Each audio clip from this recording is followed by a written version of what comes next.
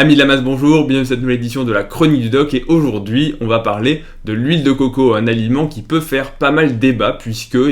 il est souvent présenté comme un aliment très bon pour la santé ayant de nombreux bénéfices, quasiment relégué au rang d'aliment miracle, mais pourtant il a reçu également des critiques comme quoi peut-être que ses bienfaits sont exagérés et qu'il pourrait être dangereux pour la santé notamment cardiovasculaire. Avant de commencer la vidéo, moi je suis assez curieux de savoir déjà ce que vous en pensez. Est-ce que vous utilisez de l'huile de coco pour la cuisson et sinon quelles alternatives vous utilisez? En gros, quelle est votre huile de prédilection pour l'alimentation? Je suis assez curieux, mais aussi ça pourra donner des idées pour les autres lecteurs, mais aussi pour des prochaines chroniques, puisqu'aujourd'hui on va parler d'huile de coco, mais peut-être que la prochaine fois on parlera d'autre chose. Générique.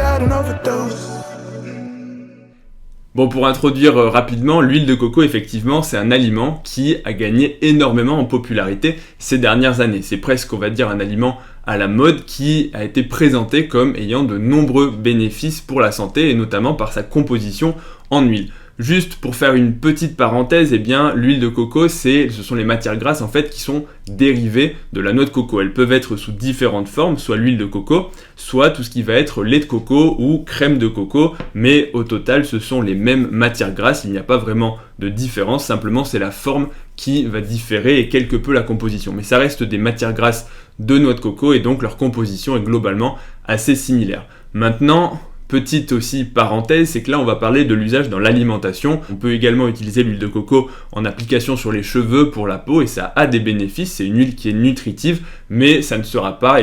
le sujet de cette vidéo, il faut bien choisir. Donc pour introduire un petit peu le contexte, l'huile de coco, c'est présenté comme ayant de nombreux bénéfices, notamment par sa composition, on va y détailler juste après, mais ça a également eu des critiques, et notamment, je me rappelle, à l'époque, il y avait eu une déclaration par l'autorité de santé américaine qui avait dit « Attention, l'huile de coco est à la mode, mais il faut rester lucide, ça n'a pas que des bénéfices, et notamment, la consommation d'huile de coco n'est pas forcément très bonne pour la santé cardiovasculaire si on en consomme trop, parce que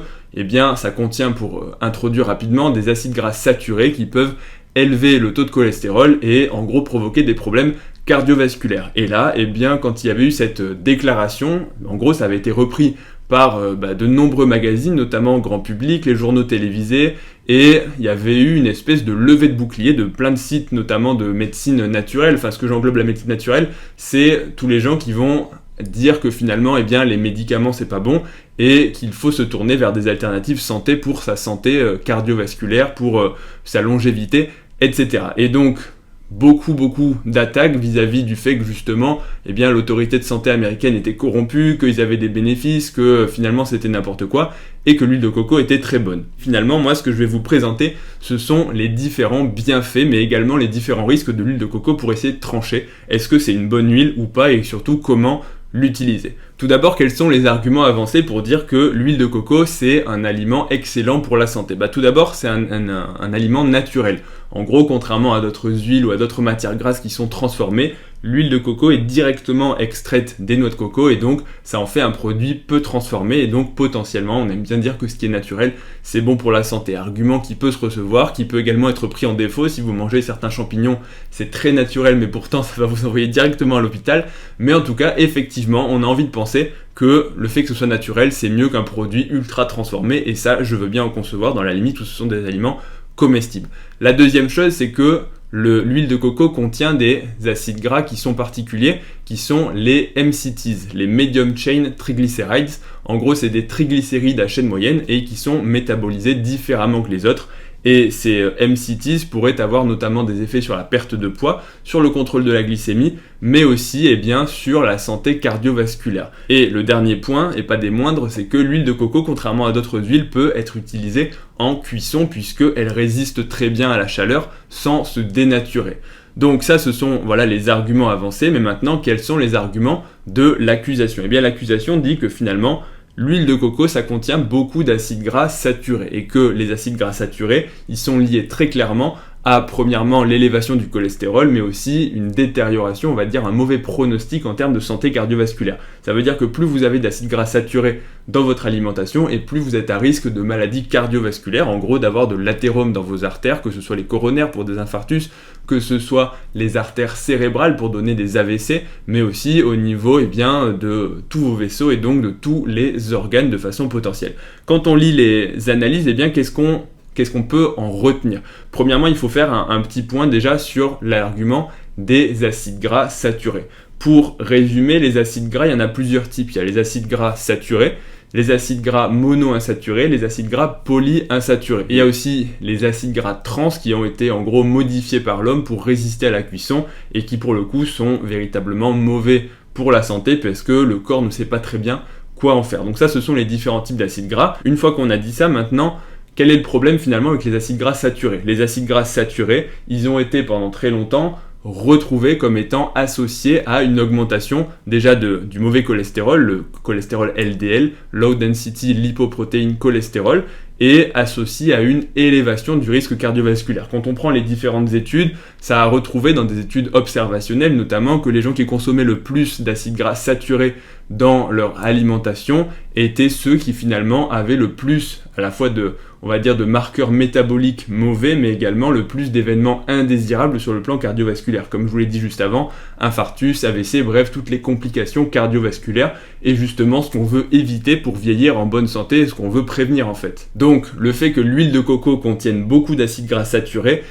c'est quelque chose qui, même si c'est un élément naturel, est finalement quelque chose de potentiellement néfaste pour la santé cardiovasculaire parce que ça va augmenter le mauvais cholestérol et si on en consomme beaucoup, ça va augmenter le risque cardiovasculaire, que ce soit une huile naturelle ou pas, mais finalement ça se rapproche en termes de composition du beurre, voire même potentiellement pire que le beurre puisque ça contient plus d'acides gras saturés que le beurre. A l'inverse, ce que disent les études globalement, c'est que le fait de remplacer dans son alimentation les acides gras saturés par des acides gras mono ou polyinsaturés, ce serait plus bénéficiable pour la santé et qu'en termes de risque, on serait un petit peu mieux. Donc ça, c'est le premier argument pour dire que l'huile de coco, potentiellement, n'est pas l'aliment miracle qu'on croit et qu'elle doit être utilisée avec modération. La deuxième chose, ça concerne donc les fameux MCTs, les triglycérides à chaîne moyenne. Le fait qu'ils aient des chaînes moyennes fait qu'ils sont métabolisés différemment que les autres triglycérides, notamment parce qu'ils vont directement dans le foie et qu'ils sont utilisés soit pour produire de l'énergie rapidement, soit pour fabriquer des corps cétoniques qui là aussi sont utilisés par l'organisme.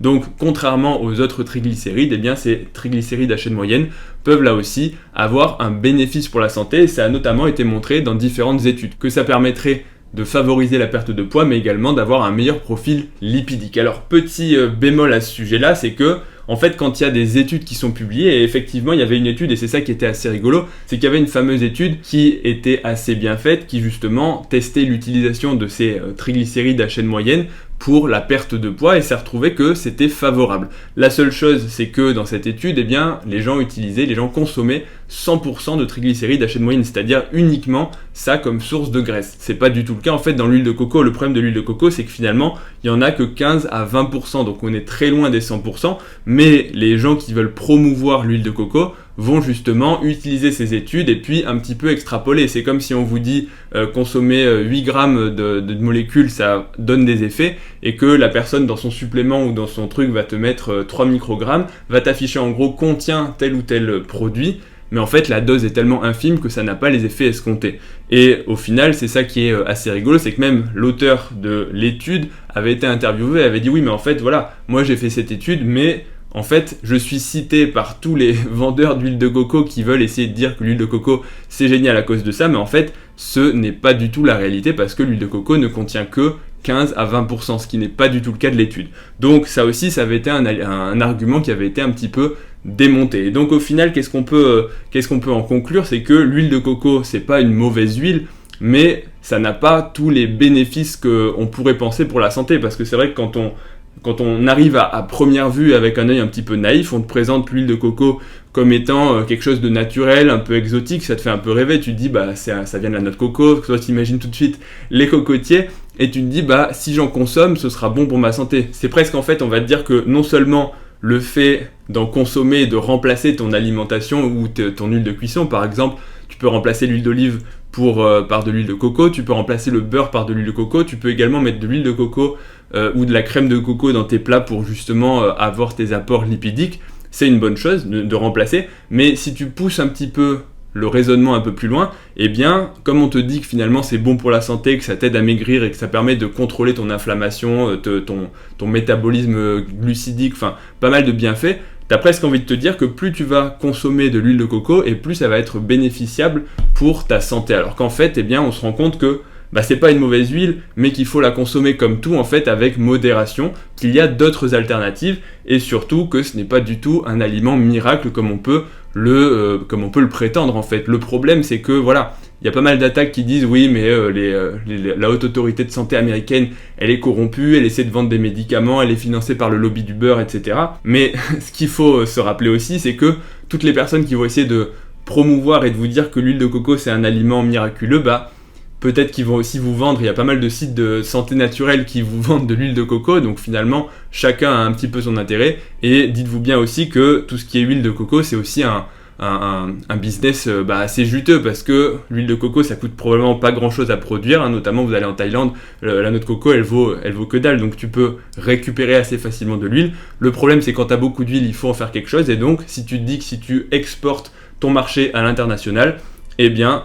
voilà, tout le monde a des intérêts financiers. Donc ça ne veut pas dire que l'huile de coco est à diaboliser, moi aussi j'en consomme, mais c'est pas la peine de se dire plus je vais consommer d'huile de coco et plus ça va être mieux pour ma santé. L'autre, et ce sera le dernier argument, c'est que l'huile de coco contient des antioxydants, de la vitamine E et des polyphénols. En gros, des molécules qui sont bonnes pour la santé. Et ça, c'est un argument qui est effectivement recevable parce que ce sont des molécules qui peuvent permettre de réduire l'inflammation et en gros d'avoir une action un petit peu protectrice sur la santé. Mais là encore, si vous cherchez à avoir votre source d'antioxydants et de vitamines avec de l'huile, il y a un dernier problème qu'on va mentionner quand même, c'est au niveau des calories. Le fait de se dire je vais consommer de l'huile pour maigrir parce que l'huile de coco peut permettre la perte de poids, en fait c'est un raisonnement qui est un peu fallacieux. C'est comme si tu te dis, admettons on te dit à l'extrême bois de l'huile et tu vas perdre du poids. Alors peut-être qu'effectivement les MCTs, les triglycérides à chaîne moyenne peuvent aider un petit peu à la perte de poids, ce qui est montré dans les études. En fait si tu consommes de l'huile de coco ça reste très calorique, et donc si tu commences à en rajouter dans tous tes plats, eh bien tu auras beau avoir un aliment qui potentiellement est bon, si tu dépasses ton total calorique, eh bien ça va être problématique pour ta perte de poids. C'est comme quand on dit il y a des aliments qui font maigrir. À ma connaissance, les aliments contiennent des calories et aucun aliment ne fait véritablement maigrir. C'est plutôt le fait de manger moins d'aliments et de mieux sélectionner les aliments pour composer en fait sa diète qui va faire maigrir. Donc effectivement, remplacer des sources on va dire lipidiques par l'huile de coco, éventuellement ça peut se défendre, pourquoi pas, encore que là aussi il y a d'autres sources et d'autres alternatives, et notamment je suis encore une fois curieux de savoir ce que vous utilisez dans votre cuisson, mais ça ne va pas malheureusement vous faire maigrir comme on aura envie de penser que c'est un aliment miraculeux et que de boire de l'huile de coco vous allez maigrir à vue d'œil. Ça ne marche malheureusement pas comme ça, et c'est quand même important de le préciser. Donc la conclusion ce sera ça, l'huile de coco, est-ce que c'est dangereux ou est-ce que c'est bon pour la santé?